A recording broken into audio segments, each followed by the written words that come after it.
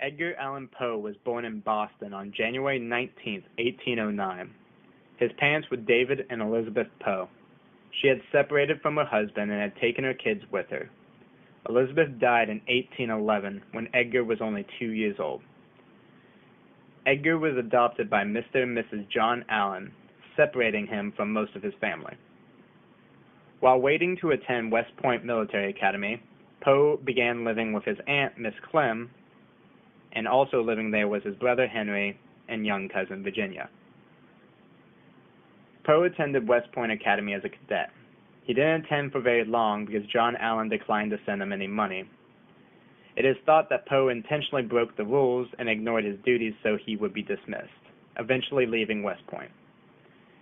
In 1835, Edgar finally got a job as an editor of a newspaper because of a contest he had won with his story called The Manuscript Found in a Bottle.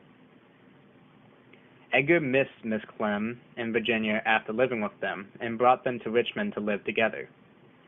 In 1836, Edgar married his cousin Virginia. He was 27 and she was 13. It is believed that Virginia was the inspiration to the poem called Mary Annabel Lee. Virginia's health was fading away and Edgar was deeply distressed by it. Virginia died in 1847, 10 days after Poe's birthday. After losing his wife, Poe collapsed from stress, but eventually returned to health later that year.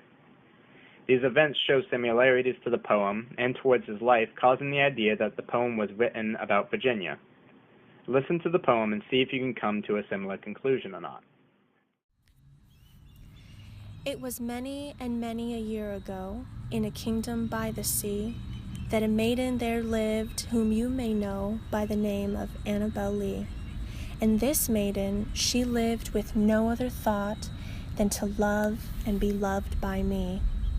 She was a child and I was a child in this kingdom by the sea, but we loved with a love that was more than love, I and my Annabel Lee, with a love that the winged seraphs of heaven coveted her and me. And this was the reason that long ago in this kingdom by the sea, a wind blew out of a cloud by night, chilling my Annabel Lee, so that her highborn kinsman came and bore her away from me, to shut her up in a sepulchre in this kingdom by the sea. The angels, not half so happy in heaven, went envying her and me. Yes, that was the reason, as all men know, in this kingdom by the sea, that the wind came out of the cloud, chilling and killing my Annabel Lee. But our love, it was stronger by far than the love of those who were older than we, of many far wiser than we. And neither the angels in heaven above, nor the demons down under the sea can ever dissever my soul from the soul of the beautiful Annabel Lee. For the moon never beams without bringing me dreams of the beautiful Annabel Lee. And the stars never rise, but I see the bright eyes of the beautiful Annabel Lee. And so, all the night tide, I lie down by the side of my darling, my life and my bride, in her sepulchre there by the sea, in her tomb by the side of the sea. The poem Annabel Lee, written by Edgar Allan Poe, is a beautiful poem about a painful memory. The speaker of the poem remembers his long-lost love, Annabel Lee. The theme of the poem is eternal love.